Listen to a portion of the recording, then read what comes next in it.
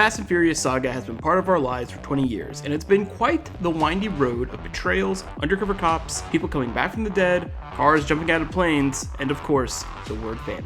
We can't blame you if you came to the theater a little fuzzy on the epic lore of this NOS-fueled odyssey. Luckily, Story Screen is here to help. As quickly as possible, we're going to catch up to speed, hitting all the major beats of the franchise, a quarter mile at a time.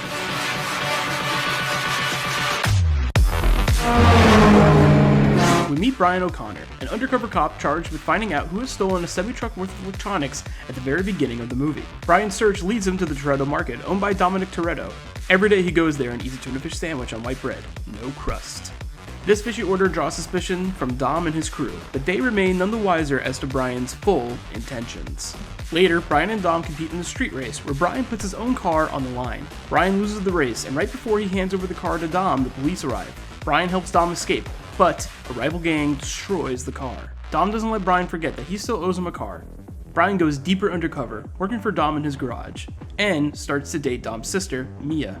Later at a competition unfortunately named Race Wars, the rival gang accuses Dom of calling the feds on them. Brian then realizes that Dom and his crew are indeed the ones who have stolen electronics in the beginning of the film. Brian reveals to Mia that he's an undercover cop, and Mia takes him to where the stolen goods are. As Dom and his crew attempt to rob another semi-truck, the truck driver has a fucking shotgun, and the plan falls apart. Brian uses his police connections to save Vince, a crew member who is mortally wounded, thus outing himself to the rest of the crew. Brian arrives at Dom's house to arrest him, but their altercation is interrupted when the rival gang does a drive-by and kills one of Dom's crewmates. The two pursue the gang members and take them down. Now, Brian pursues Dom, and the two compete in a quarter-mile drag race. It's unclear who wins, but Dom's car, soon after the race, gets destroyed. Brian makes good on his promise earlier in the film and gives Dom his car. Dom escapes to Mexico, and the film ends.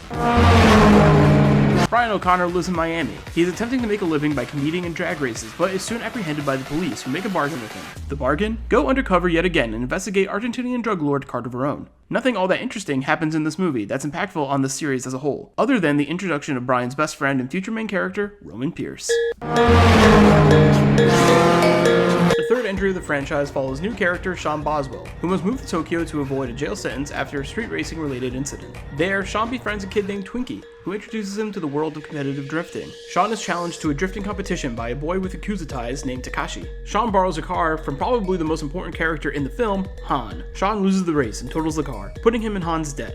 Han teaches Sean how to drift, and Sean slowly develops credibility in the drifting world. Sean, Han, and Sean's new girlfriend Neela are confronted by Takashi, leading them to a chase through Tokyo. Sean's car gets destroyed, and during the chase, a mysterious vehicle car assassinates Han. The identity of the driver remains unknown for several movies. Sean later challenges Takashi to one final race. Loser has to leave Tokyo for good. Sean is victorious, and the movie ends with him being challenged by a character we know so well, he might as well be family. It's important to keep in mind that this movie takes place between the 6th and 7th movie in the franchise, so just try and remember that.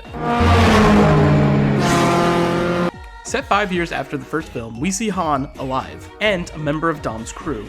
Dom worries that the cops are on their tails, so the crew splits up. Han goes to Tokyo, Dom goes to Panama City, leaving his girlfriend Letty behind. 3 months later, Dom learns that Letty has been murdered. Dom returns to LA to attend the funeral. Elsewhere, Brian is now an FBI agent hunting down, you guessed it, a drug lord. Some stuff happens, cars drive through some underground tunnels, and Dom learns that the last person Letty contacted was Brian, leading them to fight, pushing Brian to reveal that Letty was working undercover before she died, attempting to clear Dom's name. Brian and Dom avenge Letty by killing her murderer and capturing the elusive drug lord. Dom turns himself in, and Brian resigns from the force. As Dom is being sent to prison via bus, it is intercepted by Brian and the rest of Dom's crew. The film picks up right as Dom is getting rescued by Brian and the crew. The crew reunites and heads to Rio de Janeiro. Several important moments happen in this movie. We see the formation of the crew that will follow with the rest of the films going forward. Roman, Tej, Giselle, Leo, Santos, and Vince. Me and Brian are having a baby, and this is also the first movie where we meet Agent Hobbs and Officer Elena. The crew is tasked with what they do best, a heist, with Hobbs tasked to take them down. Hobbs eventually does capture some of the crew, and on their journey back, their convoy is attacked. The crew fight their way out of the crossfire, but Vince is killed. Hobbs and Elena lost most of their crew in the firefight as well, and are dead set on avenging them, leading the two to team up with Dom and his gang. The crew steal a vault containing a buttload of cash and drag it through the streets in a daring heist. Hobbs gives Brian and Dom a 24-hour head start before he must arrest them. And after they leave, it's revealed that the vault is empty, with the real vault in the crew's possession all along. They split the cash and everyone lives happily ever after. Dom and Elena start dating, but the post-credits scene reveals that Letty may still be alive after all.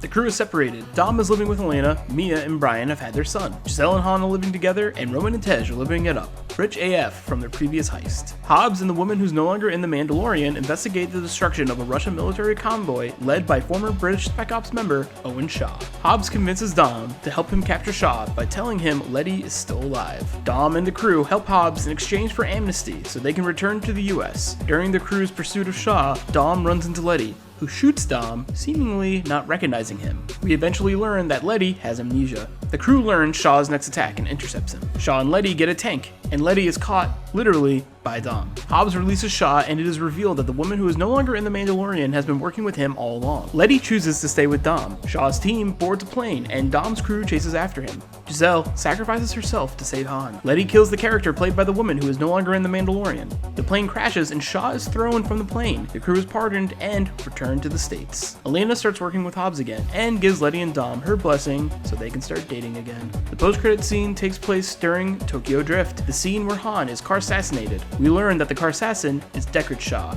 Owen Shaw's brother. Dom is helping Letty recover the rest of her memories. Deckard Shaw is getting ready to exact his revenge on the crew. Deckard breaks into Hobbs' office to obtain records on the crew. They fight, but Hobbs is injured by a bomb as Deckard escapes. A bomb destroys Brian and Mia's home. At the same time, Han is killed by Deckard in Tokyo. Dom goes to Tokyo and meets with Sean, who looks like he's aged since 2006. At Han's funeral, Dom notices a car spying on them, so he takes off after it. The driver spying on them is Deckard. As Dom confronts Deckard, a man named Mr. Nobody arrives with a team of armed gunmen. Deckard escapes, and Mr. Nobody says he will help Dom for a price. Dom must track down and obtain a device called God's Eye, an item that can digitally track down any person. The crew drops their cars out of a plane at the location where God's Eye is being held. After that action sequence, the crew goes to Abu Dhabi and finally acquires God's Eye, and with it, they can track down Deckard. Brian says after this job, he's retiring and becoming a full-time dad. After the final explosive showdown, Shaw is captured and Letty reveals to a badly injured Dom that she remembers their wedding day. The film ends with Dom and Brian driving in separate directions, a spiritual goodbye not only to the character but also to the actor that plays him, the late Paul Walker.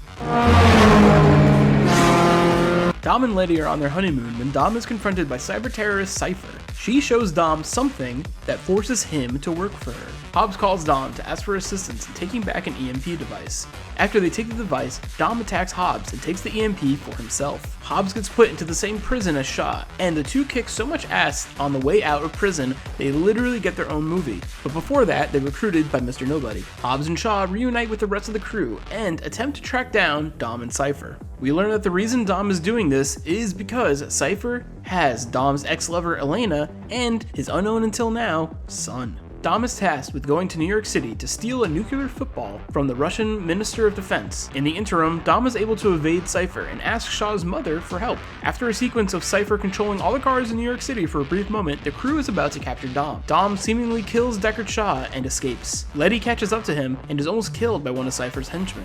Dom stops him and Letty is set free. Later, because Dom attacks Cypher's henchman, Cypher kills Elaine in front of him. The child still lives. Dom goes to Russia and sets up a way for Cypher to hack a nuclear sub before the crew intercepts and stops them. Meanwhile, the Shaw brothers go on a mission to rescue Dom's son. Once they do, Dom is able to turn on Cypher. Cypher escapes and the movie ends with a heartwarming moment of Dom naming his son Brian. That's it, folks. 20 years of family and street races summed up in a few minutes. Now that you're all experts on all things Furious, sit back and enjoy Fast 9.